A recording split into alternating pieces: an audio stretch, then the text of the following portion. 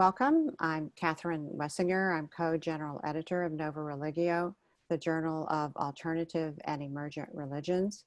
I'm very pleased to be here with Dr. Egil Asprem. He's associate professor in the history of religions at Stockholm University with a focus on Western esotericism, new religious movements, and alternative spiritualities, and also the cognitive science of religion. Welcome, Dr. Asprem. Thank you for speaking with me today. Thank you very much for having me. You contributed an important article to the May 2020 issue of Nova Religio, which is a special issue focused on magic and politics. Your article is titled "The Magical Theory of Politics, Memes, Magic, and the Enchantment of Social Forces in the American Magic War."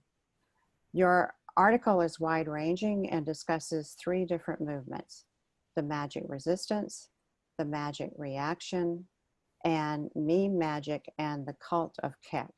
Please tell us about each one of these movements. Sure, I'll try. So first of all, what I'm trying to do in the article is to basically anatomize this magic war that has been basically raging in the world of the occult, particularly in the US, during the presidential election and in 2016, and also after the election and inauguration of President Trump. So I was interested in this phenomenon and wanted to look at the different groups that are in the occult magical milieu, but also surrounding it, that are trying to either enforce the president or combat the president with magical means. And so in order to do that, I came up with these three, or discovered these three movements or groups, or whatever you want to call them. Actually, I think it's problematic to see all of these three as movements in the classical sense or in the traditional sense. So maybe it's better to talk about these three labels as kind of heuristic labels for identifying specific phases in this development of the magic war and different kind of protagonists along the line. So if I begin kind of more chronologically, I should probably start with the cult of Keck, which can basically be described as a sort of an attempt to create a religion or a magico-political religion in basically, well, this basically happens in a bunch of image boards online, connected also with actors that are connected with the alternative right or the alt-right in US politics. And it basically kind of emerges from an activity of sharing, creating and sharing memes, which then develops in weird and interesting ways into sort of a discovery of how memes can impact real world events. And then you get the idea of meme magic, that you can sort of spread or charge memes as magical sigils and unleash them in the world, and these will have real world effects. And people started to then combine or to legitimize these notions with well-known material from occultism, things from like theosophical ideas like the thought forms, the idea that you kind of create these forms of thought that exist on the astral plane when you think about something. But also ideas from chaos magic and so forth. So this can be seen as a sort of an enchanted view of memes.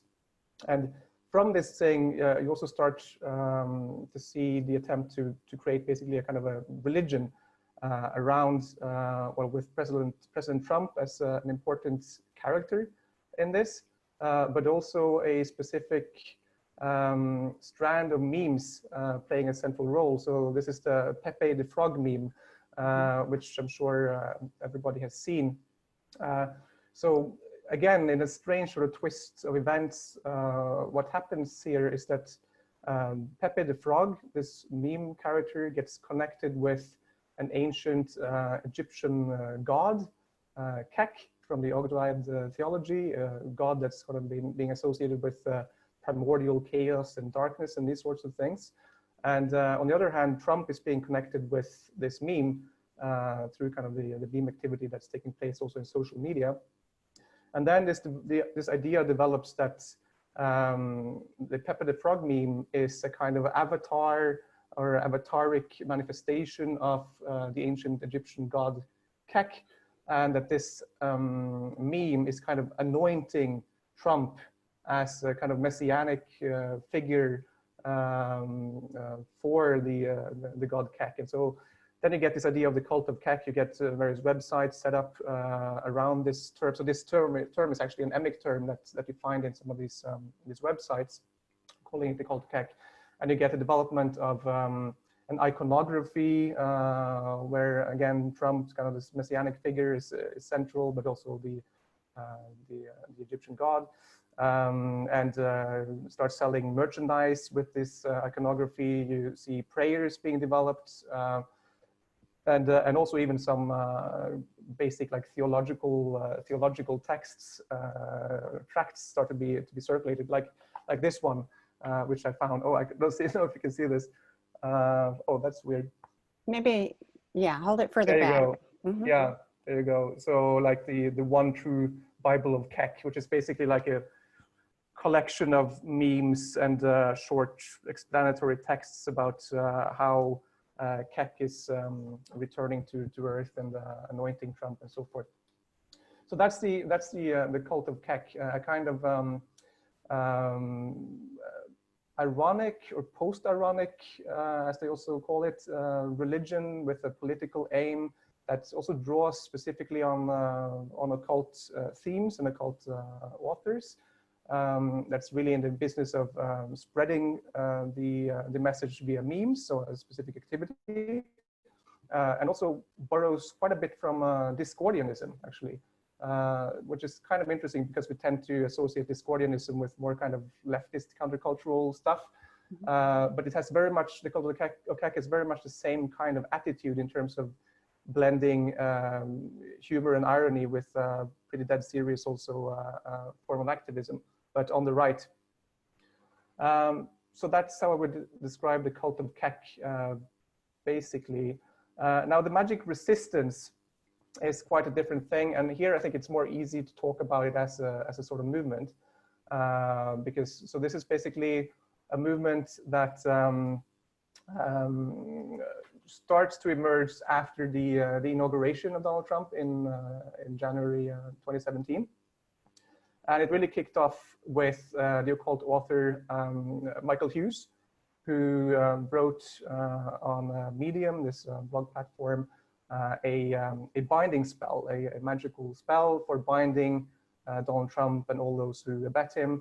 And there's a ritual there, and there's this this idea that people should do this at the same time at the new moon every month until Trump is out of office.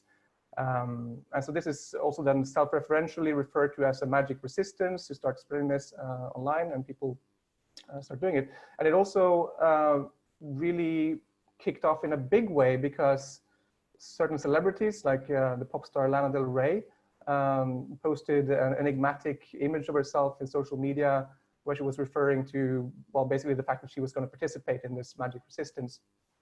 And then various bigger magazines picked this up and wrote stories about it, like in Elle and in Vanity Fair and so forth. And so you really got this mass attention to it. And a lot of people also outside of the occult milieu wanted to participate in this. And you got people staging these binding rituals, both in private, but also more publicly and in smaller groups. And often also taking photographs of what they did with the whole kind of ritual paraphernalia and posting that also on Facebook and gathering even more attention to it. So that's the magic resistance. And now the magic reaction. Now that is really more my own term actually that I'm using to point out a reaction against the magic resistance. Which really starts in an established occultist's magical milieu, coming out of a Golden Dawn group that's active in Nevada. And here you basically have people who have already been involved with kind of pro-Trump politics and magic, and also are quite public characters that have been writing about this connection also earlier. with certain relations also to the cult of Keck type stuff, spreading the same kind of memes and so forth. But when I see the popularity of this magic resistance movement, they get worried that now you have this band of an army of witches, as they describe them, trying to sort of manipulate politics and release dangerous demonic forces. And I really kind of believe hard in this sort of supernatural, let's say, side of magic. And they're then calling for magicians, but also other sort of spiritual people who align with the right to get together and do counter spells, basically, or rituals that are designed to protect the president against these spells of the magic resistance. So, yeah, so this is more of a reaction to that, but it really kind of plays into this whole magical discourse that's now emerging around the president, and various ways to sort of do politics with magical means, I would say. Well, in your article, you discuss Emil Durkheim's concept of collective effervescence. What does he mean by collective effervescence, and how does it relate to these three movements?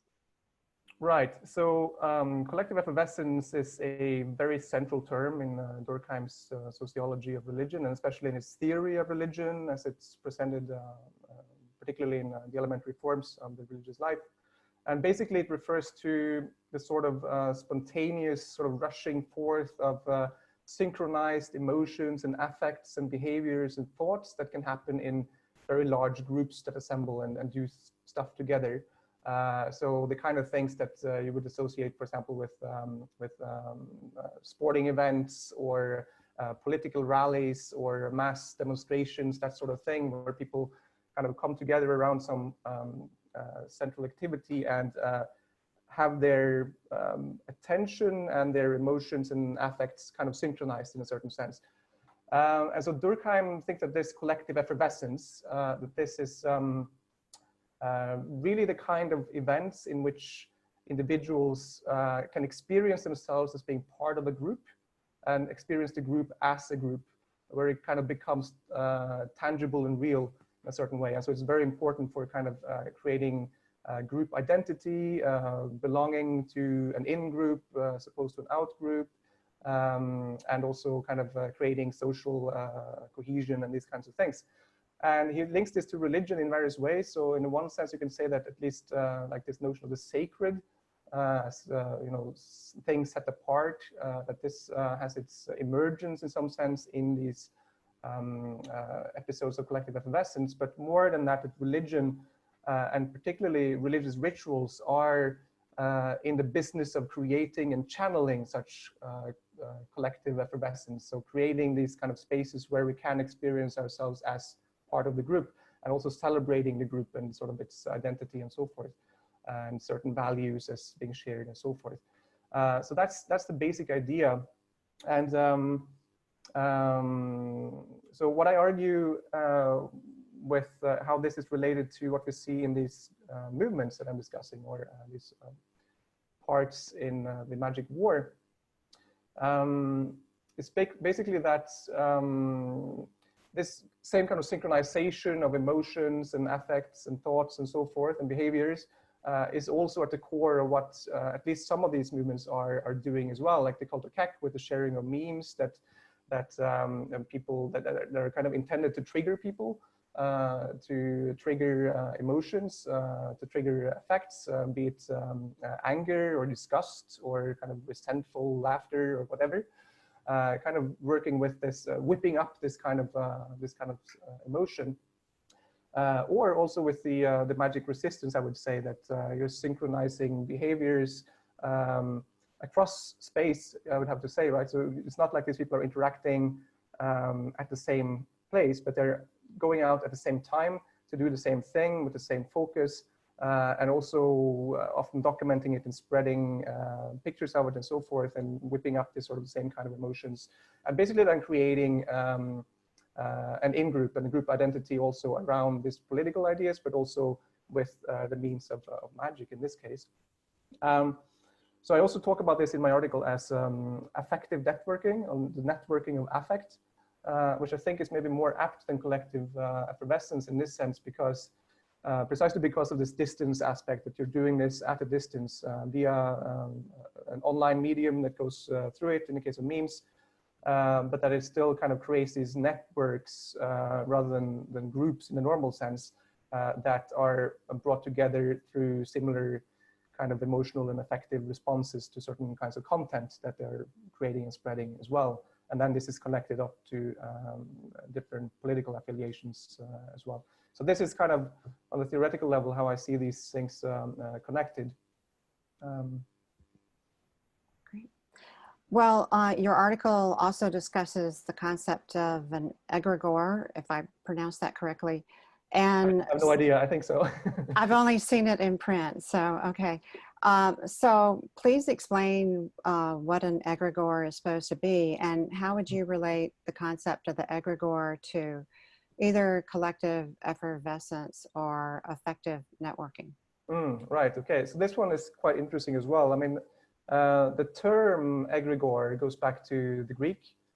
So you have this term egregoros, which means wakeful, basically.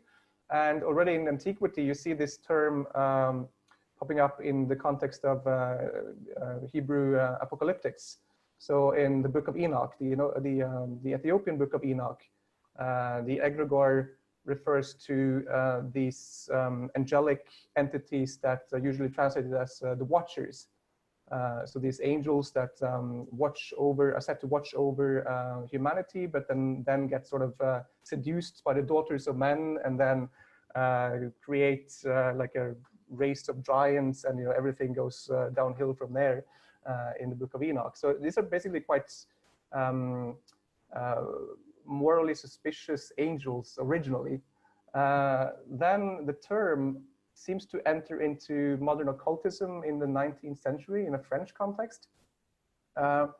First, it seems basically in the same sense as from the book of Enoch, so about these watchers, and kind of talking about the myth of the watchers as these kind of really dangerous angels that you don't want to mess with and you want to stay away from them.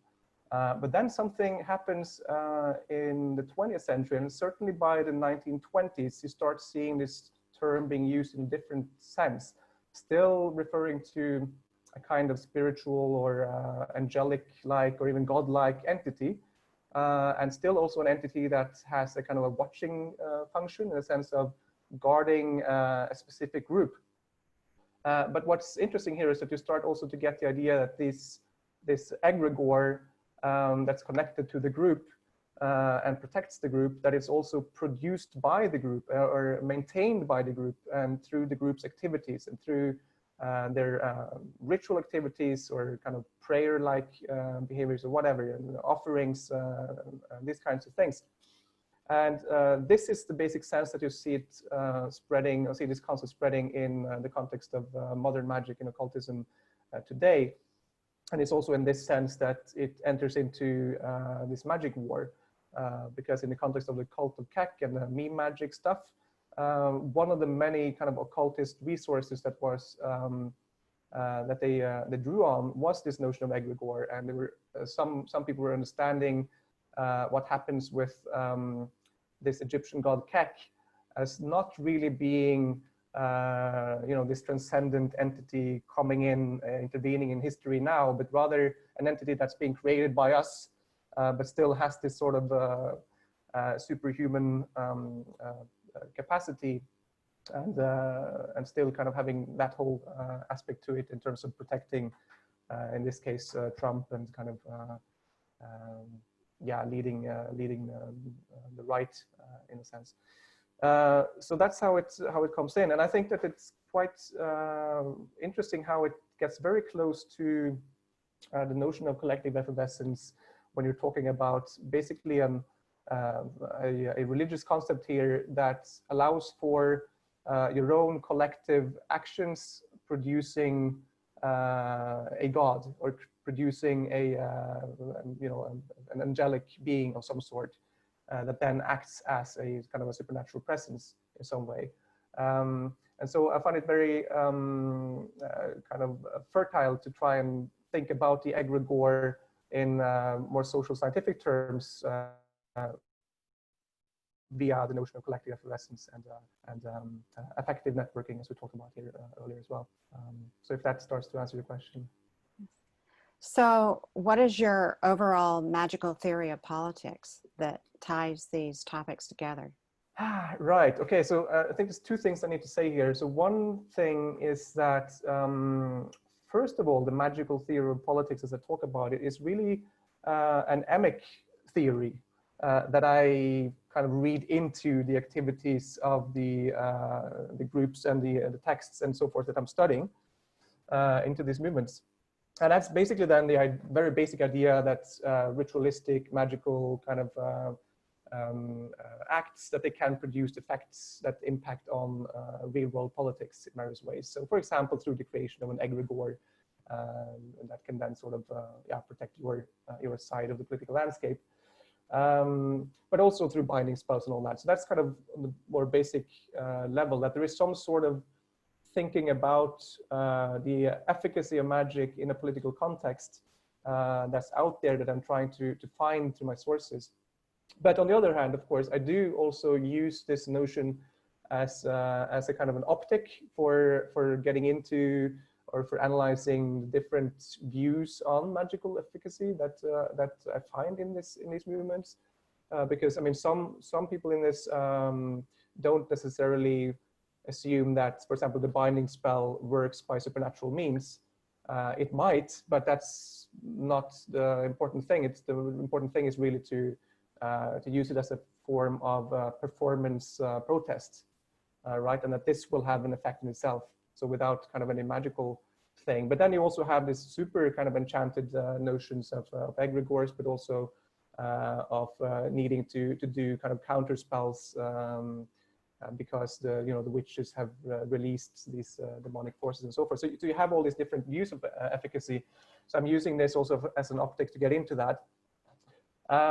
But so I'm also then trying to develop something myself, and that's really then connected more with the collective effervescence stuff that we just talked about, but also with the notion of charisma, Max Weber's theory of charisma and charismatic authority.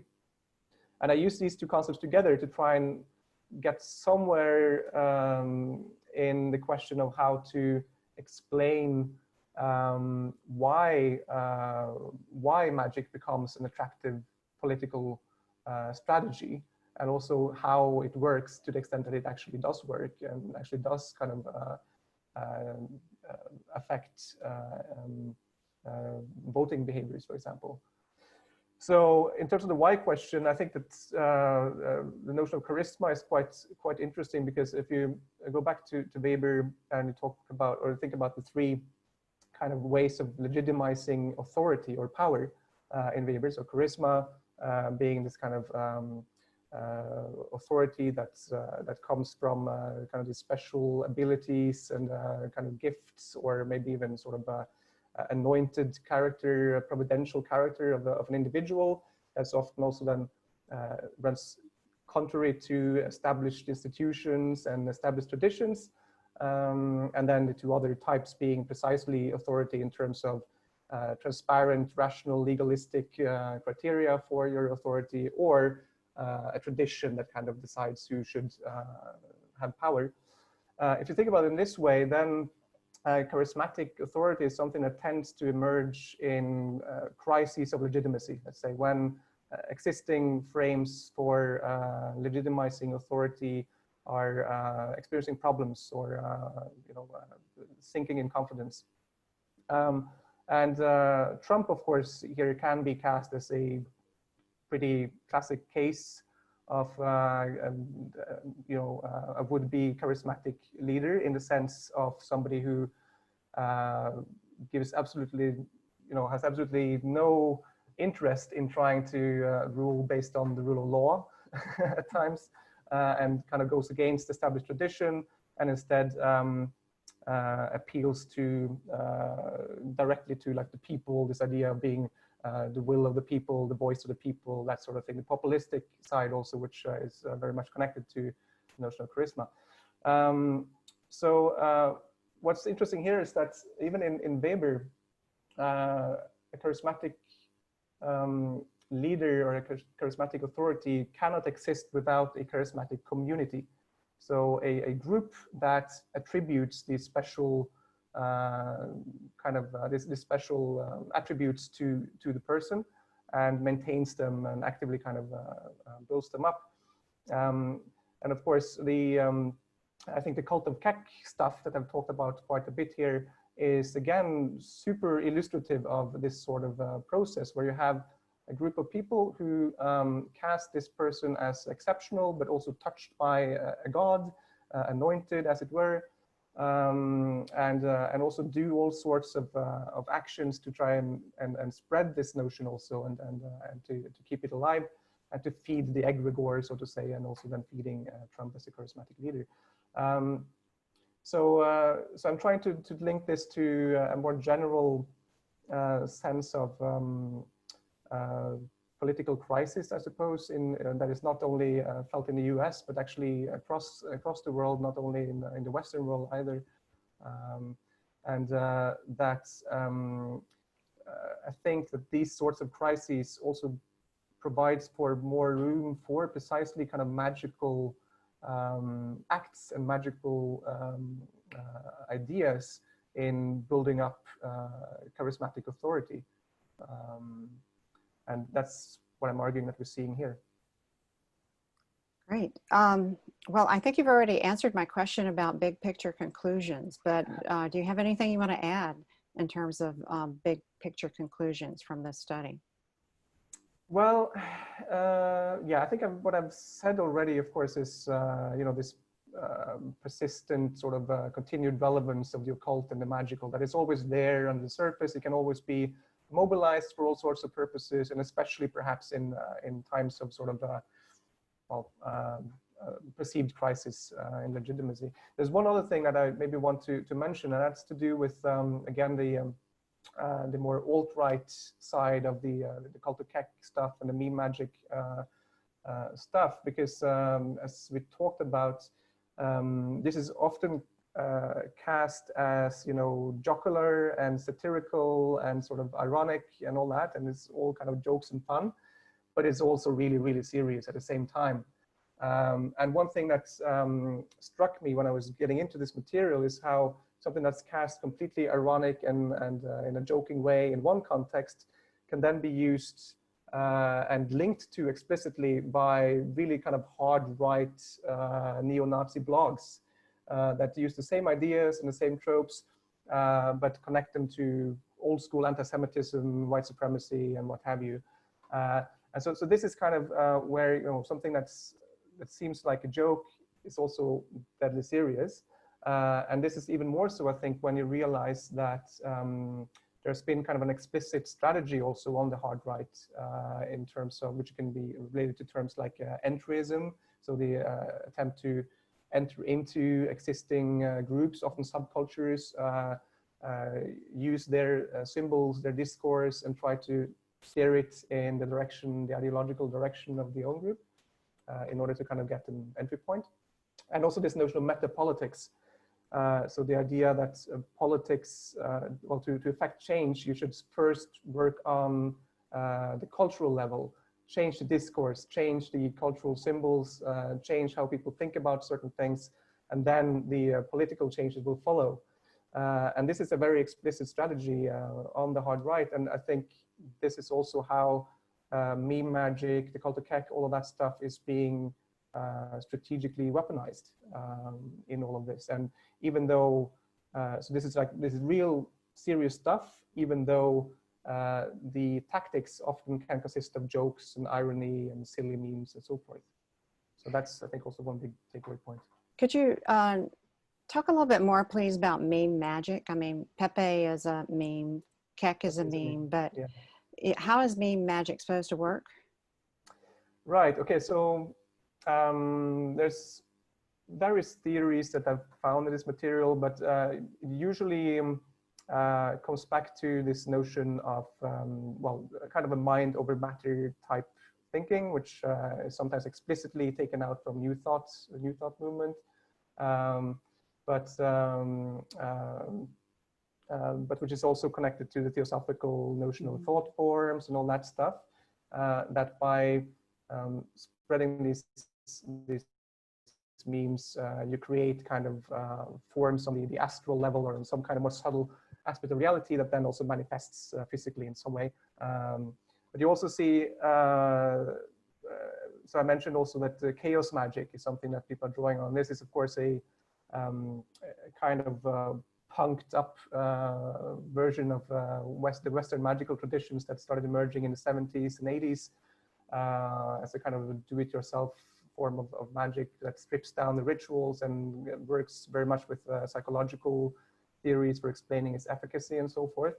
But one central practice within this has been the notion of sigilizations, that you can create sigils by kind of charging certain symbols with your psychic energy. And when this has happened, it becomes a potent sort of magical object that can have effects. And so this you see in various versions of this you see also in some of the material that discusses meme magic and how it works. But in terms of maybe I can add that, because in terms of the political side of it, when the objective is political, namely getting Trump elected, for example, then you can have that theory of how it works. But also what you're doing when you're spreading the memes is effectively a kind of propaganda, or a kind of campaigning, basically, that you are actually reaching communities and people and potentially influencing them directly in terms of voting behavior. What drew you to studying these aspects of the magical political war and to write about them in a single article? Well, so as I said before, I mean, in terms of the single article thing, I really wanted to get a bigger picture of what's been going on with these different factions that I was seeing inside of the occult community. And I found that that was only possible to do if you really try and look at some different, some groups belonging to different parts of the political spectrum and trying to achieve different things. And also the point here is that these groups so clearly also respond to each other in various ways. So they're really interconnected, even if they are radically opposed in terms of what they're trying to achieve. The most clear example, of course, being the magic reaction, reacting to the magic resistance and so forth. But for me, in terms of why I wanted to go into this topic in the first place, I had been for a while interested in this broader trend of that I think you're seeing in the occult and magical world in the US particularly, but also other places, whereby these groups are starting to become polarized politically along the same lines as you're seeing in general culture. And even to the extent that some groups are, have been close to schisms and so forth, and that it gives rise to different interpretations of their existing kind of esoteric doctrines and so forth. So for example, I've seen this in another group that I've studied quite a bit in the past, the Ordo Templi Orientis, the OTO, and the religion of Thelema, that's related to Aleister Crowley's work, in which I wouldn't say you've been close to a schism as such in the OTO, but you've seen a polarization of Thelemites to such an extent that you have separate Facebook groups, for example, for left-leaning versus right-leaning Thelemites, and lots of sometimes quite nasty kind of campaigns between various members and various kind of leading Thelemites. So that whole thing I find quite interesting, and this was a way to study that in a fairly extreme way also, and when it's directly connected to trying to achieve political goals also. Were you surprised by anything that you found in your research? Well, I guess the development of the cult of Kek thing was actually weirder than I had thought. Like I knew it was going to be weird, but this, So, and I was also maybe at first, at least, a little bit surprised about how seriously invested some of the voices in this milieu actually came to be, at least in the occult or in sort of existing occult ideas. And it's clear that they've actually read quite a bit and referred to things. I guess I had first expected it to be a bit more like superficial and playful in terms of that. So I guess, the first time I came across kind of specific references to theosophy, new thought, Discordianism, chaos magic, all these things, it was more than I had expected to see. But then again, when I thought about this a little bit more, I realized that actually I shouldn't be surprised at all, and that we have also like theoretical concepts that make us want to expect these sort of things. I'm thinking about Christopher Partridge's notion of occulture and popular culture. So basically that's occult themes, ideas, aesthetics, practices, terminology, so forth are always there available via popular culture. So it's also never hard to sort of, if you find an interest in these things, to dig deeper and to get to the actual sources. And I think that something like this happened in the development of the cult of Kek, that you had a kind of an occulturation via popular culture, but then also lots of stuff that's available online in terms of primary sources and texts that people can draw on and develop this kind of theology or this esoteric system around it. So that was definitely an interesting discovery, which at first seemed surprising, but on second thoughts actually makes perfect sense. Let me ask you a very basic question on behalf of people who are not familiar with Western esotericism. Any viewers of this video who may not be familiar with these terms, could you just define the word cult quickly and indicate to the viewers what you mean, what is meant by that word? Was that cult or occult? Occult. Occult. Right. Yeah. Okay. So yeah, it's actually a bit more tricky than one might think, but it's okay. So basically, of course, occult simply means hidden. Something that's hidden could be something that's secret, but more often it could refer to hidden knowledge that's not accessible to the everyday person, that requires initiation maybe, or a certain kind of techniques for uncovering it. It could be hidden knowledge about nature, about the divine, about the human being, and so forth. So when I talk about it in this context, I'm also referring more specifically to the notion of occultism as a series of movements that emerged in the 19th century, building on sometimes earlier material of this sort, often related to like the so-called occult sciences of magic and astrology and alchemy, but also heavily invested in the mythology of secret societies like the Rosicrucians or the Illuminati and that sort of stuff, and drawing on wide-ranging kind of metaphysical ideas that are basically rooted in Neoplatonism and late antique religious thought. Great, thanks. Are there any updates on these movements that you've been studying? Yeah, well, the magic resistance continues and continues to develop and takes new directions also. I mean, the Michael Hughes, the originator of this, has written a book about it as well, about magic and politics. The magic reaction, so these Golden Dawn types that were reacting to the resistance seem to have become a little less visible, I would say.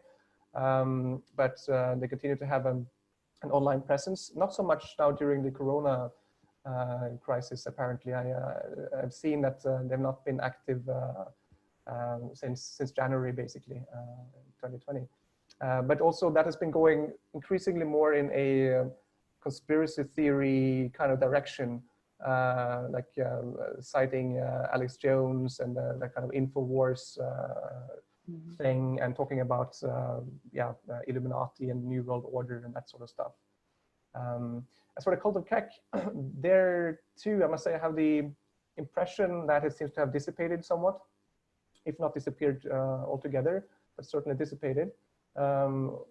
also that these like the most central memes to it, the Pepe the Frog and that stuff, that it's not really as widespread anymore as it used to be. I could also add here that some of the hard right kind of neo-Nazi, borderline neo-Nazi, or sometimes full-blown neo-Nazi blogs that I were studying that were related to this stuff, but they have also disappeared completely from the internet and been taken down. The majority of the ones that I used for my article have actually since disappeared. So that's also, I think, an interesting development to follow. And I haven't really been like monitoring this very closely, but this at least gives you some idea. Your article ended with a question, and which is, will the democratic egregore step up? And so now we're speaking at the end of May 2020. Do you think a democratic egregore has emerged for the presidential election? Well, it's hard to see Joe Biden as a charismatic egregore anointed messiah, to be honest. Mm-hmm. So it seems to me more that the Democratic Party is rather trying to work within the more sort of the rational legalistic framework of authority rather than this charismatic framework of authority that arguably Trump is working within, right? So for better and for worse, right? Because obviously it's also dangerous to be playing with these charismatic forces. Mm-hmm. But so yeah, my basic answer would be no to that. Not the way it looks right now. Okay, thanks. What are you working on now? Yeah, well, several things.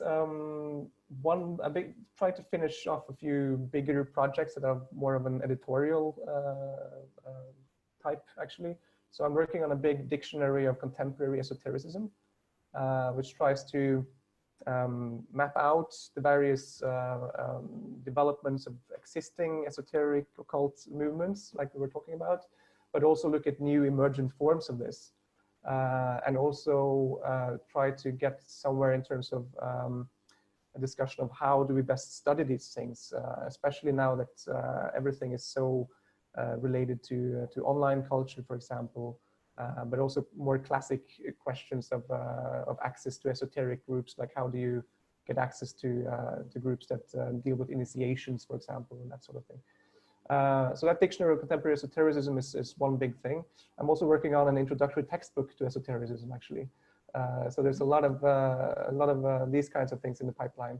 But I'm also planning some new research projects that will hopefully take me in quite different directions from what I've been working on before. And I think I'll keep silent about the details for now. Okay. Stay esoteric. Sure. Okay. That's understandable. Well, thank you very much for publishing your article in Nova Religio, and also thank you for talking with me today. It's all been very illuminating. So thanks. Thank you. It's been a pleasure.